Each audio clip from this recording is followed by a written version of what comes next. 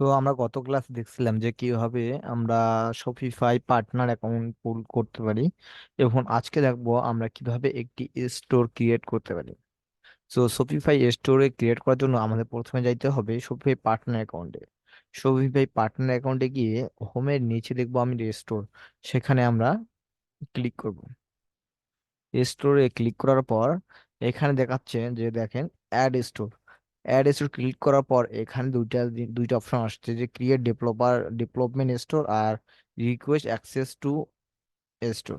তো আপনি যদি কাউকে কোনো অ্যাকাউন্টের শেয়ার নিতে চান, তা বা কোনো পার্টনার অ্যাকাউন্টের যদি আপনি অ্যাক্সেস নিতে চান, তো এটা রিকোয়েস্ট করতে পারেন অ্যাক্সেস টু স্টোর, মানে মানে মানে আপনার স্টোরটাকে মেনটেনেন্স করার জন্য, তার স্টোরটা মেনটেনেন্স করার জন্য আপনার রিকোয়েস্ট পাঠিয়ে দেওয়া হবে।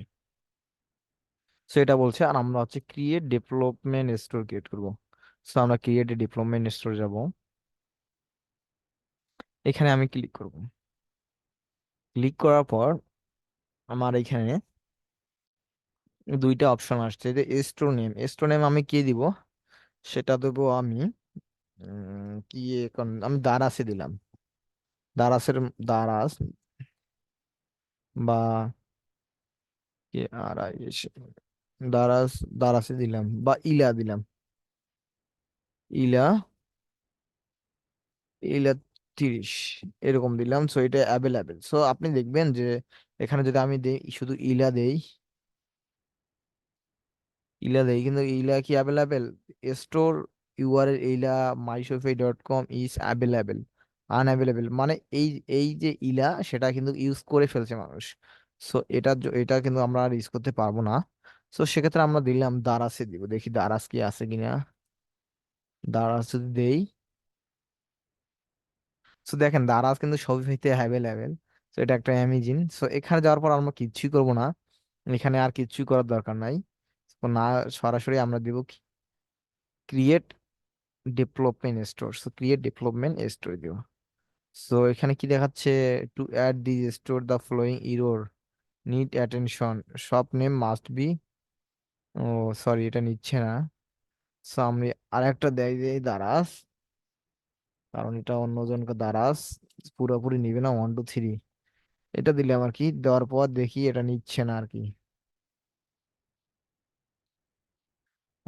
তারপরে আমি এগুলা না দেই, তারপরে ইলা দেই 1 2 3, এটাও নিচ্ছে না। 1 2 3 4 দেই, তাও তবুও নিচ্ছে না। তো আমাদের নাম চয়েসের ক্ষেত্রে যদি আমার নাম দেই, দেখি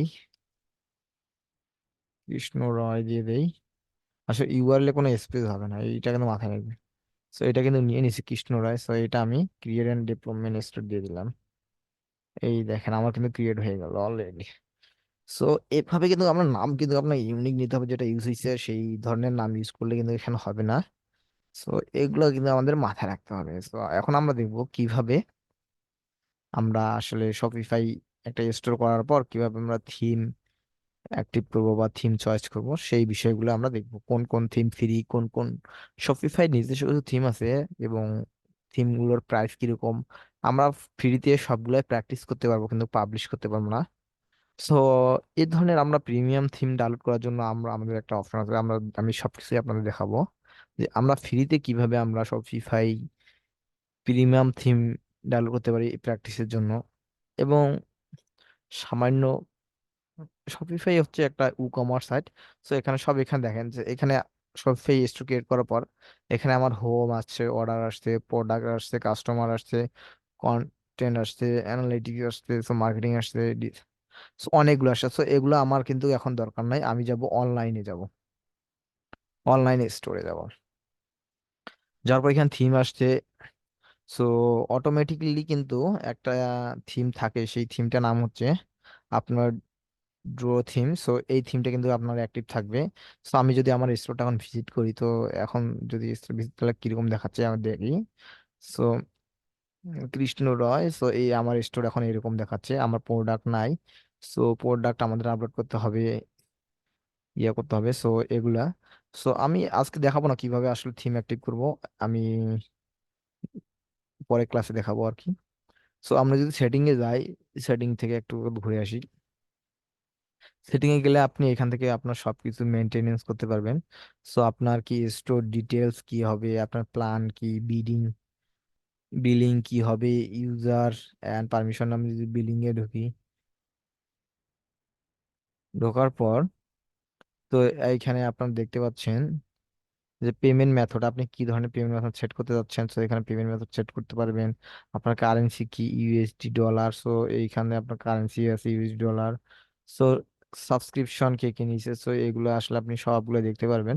সো আমি যদি এখান থেকে ইউজার অ্যান্ড পারমিশনে যাই, তাহলে দেখতে পাবেন যে আপনারা যে কাউকে যদি শেয়ার দিতে চান বা ইয়ে দিতে চান, তাহলে ইয়ে হবে। কিন্তু প্রথমত আমরা ইয়া চেঞ্জ করার পর আসলে আমার স্টোর ক্রিয়েট করার পর ফার্স্ট কাজ হচ্ছে আমার পাসওয়ার্ড চেঞ্জ করা। সো পাসওয়ার্ড চেঞ্জ করার জন্য আপনাকে প্রিফারেন্সে যাইতে হবে, কারণ ওরা কি পাসওয়ার্ড দিচ্ছে আমি নেক্সট টাইম তো আর ঢুকতে পারবো না। সো ঢোকার জন্য এখানে আমার যাইতে হবে।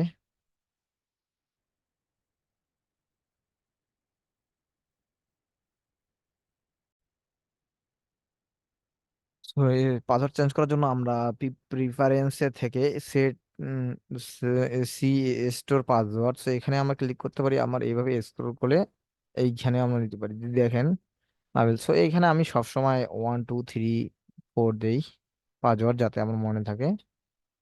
3 4 1 2 3 দিলাম। সো 1 2 3 আমি পাসওয়ার্ড দিয়ে আমি আমার স্টোরে আসলে লগ ইন করবো।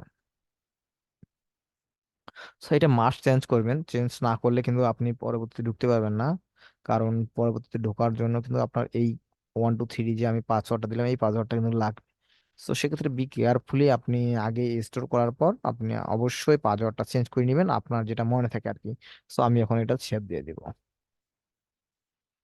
সেভ দিলে আমার পাসওয়ার্ড চেঞ্জ। সো আমার পাসওয়ার্ড হচ্ছে এখন 1 2 3। এবং যদি কেউ কাউকে যদি আমি কাউকে যদি এই লিঙ্কটা দেই, লিঙ্কটা দিয়ে যদি সে আমার স্টোর ভিজিট করতে চায়, তাহলে অবশ্যই তাকে পাসওয়ার্ড হিসেবে 1 2 3 দিতে হবে, কারণ এটা আমি পার্টনার অ্যাকাউন্ট ফ্রিতে চালাচ্ছি, তারা ওইভাবে আসলে দেবে না। যদি আপনি তাদের থেকে কিনে নেন, প্রায় ইয়ে করেন, তাহলে আপনাকে ঢুকতে দিবে পাসওয়ার্ড ছাড়াই। তো সেক্ষেত্রে আমাদের অবশ্যই পাসওয়ার্ডটা দরকার চেঞ্জ করা। তো এরপরে থিমে যাব। তো আর ভিডিও বাড়াইলাম না। তো এই ছিল আজকের মূলত কিভাবে আমরা একটা স্টোর ক্রিয়েট করব এবং পাসওয়ার্ড চেঞ্জ করবো, এই ছিল মূলত। Thank you so much. ভিডিওটি অবশ্যই ভালো লাগলে লাইক কমেন্ট শেয়ার করবেন এবং আমার পাশে থাকবেন।